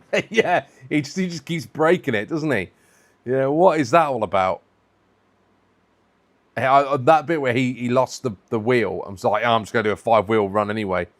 Yeah, that was so funny. Speed test motor videos. Absolutely. That's what I'm going to be doing, Bob. I'm going to have to go and work out. I'm going to do that now. And I'm going to do a big old speed test, I think, on all those different motors around the Orchard Raceway. That'd be fun. Mark says, I know too much about you already, Craig. Yeah. Absolutely, buddy. We haven't had a cup of tea for a while. I'll have to come up your neck of the woods. Once I'm driving again, I'll come up for a cup of tea. And we'll put the worlds to rights. How about that? What do people do with their speedrun cars when it's all over? Really good question. Really good question. So, my TTO2 from the second year ended up going into a box, and then I donated that to a family friend's boy who helped me rebuild it from bits. We sat down one night with it all, and he put it all back together. So he's had that for the last year and a half now, I think it is, and he wants to swap it out for something else. And then the MF-01X is back to being a rally car, although something's gone wrong in that because it's not very fast. Something's not quite right in there in the kit. And last year's was the Grasshopper, which you will have seen that I stripped that all back and turned that now into a 380 Club 380 racer. And we went there and did that last winter. I think I did really quite well. It was actually quite good. Quite enjoyed driving that Grasshopper. And this year's, the Frog, that was already one in the collection. So that's come out to do some speed running. But I've not gone very fast with it. So that's actually going to be a Club 380 car as well. So if you can, turn them back into something that you can use. What a lot of speedrunners do is they'll take the bits out that need for next year's speed run, the motors, the ESC, the servo, whatever else, put it all to one side, and you've got all your kit for next year's ready waiting to go. And whatever the chassis is, you just bolt that stuff in and off you go again. Of course, that's if you want to be in the same class. Tom said he's just received enough for 3 full replacement kits. That's nice of you, man. That's really nice of you. Hey? Mark says he's going to pop the kettle on. He does make a good cuppa. He does, doesn't he? Oh, or does Mark make a good cuppa, or does his wife make a good cuppa? That's the real question. And Mark's put all of his SRCs back to stock. Fair play to you. Yeah, well done. Yeah, Paul says Frog. Yeah, absolutely, man. Yeah, my Frog's going to be... You'll see a lot more of my Frog because I'm going to be taking it racing. So it'll be on the channel in many different guises, I'm sure. Dirk's still pushing his TTO1E. That's the thing, you can always just keep speedrunning it, keep driving it. My Grasshopper got a custom Toy Story body and was given to one of my close best friends as a surprise birthday. That was right. The bodged foot will remain on the torture motor for a bit of a basher. Find a way of keeping it going, man. Don't just stick it on a shelf and never see it again. You know, you'll find something to do with it. You'll find a place to run it. Just keep having fun with it. Baverat says, that's how I keep my rotation and engine ESCs. Great. Comp drift, censored. Brush can from that to a CCO2. Just keep moving things around. Bob said, you didn't know I was sending you those other motors. I did it mainly to show you how they changed over the years. A laser thermo gun will be your friend. Do you know what? I was looking at those, Bob, and thinking I need to get myself a laser thermometer gun, a thermo gun, just to keep a track really on how hot things are getting. I think I cooked the motor yesterday or the day before yesterday in the FTX Zorro. It's a 550 can in that. It drains the battery like no tomorrow for some reason. And I think I cooked the motor in that. It's a sealed brushed motor, but I was running around at full tilt for quite a while, and I think I've just cooked it. And the heat didn't help either. It was like 40 degrees heat, and I'm wrapping the car up and down the drive or up and down the garden, and it just got too hot. So I think I've got to take more care. I've got to keep that with me at all times and just keep checking the motor temps as I'm doing stuff. So I'll make sure I get one. I've got to get a power supply and a thermo gun. That's going to be some of my next purchases. Bjorn says, are you thinking about racing vintage buggies in a vintage races series? So Club 380 is not vintage buggies. It is re-re's mainly. But you can take a vintage motor there. I have looked at doing the iconic RC racing. But to do that, you've really got to get a competition brushless motor. You've got to get a transponder. You've got to get all the kit, and it's quite serious, man. I was going to have a chat to Andy Hall about it because he races in those things. And the reason I do Club 380 is it's pretty relaxed. You know, everyone's there just to have some fun. The races are only 3 laps. If you roll over, there's no marshals to flip you back over again. It's just fun. And I kind of like that rather than it being too serious, if you know what I mean. But I do think I would enjoy some proper racing, actually.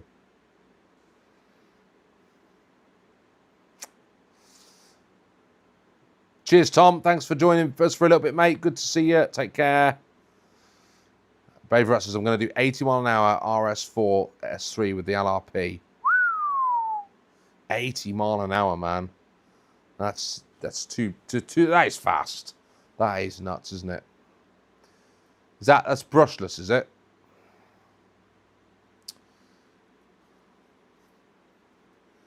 I don't remember. Did any company ever make a rebuildable 380 brush motor? Anyone? Well, that's what Andy Hall sent me a picture of the other day, Bob, was a rebuildable 380 brushed motor. And he said I'm sure he said it was 18 turn, which was insane.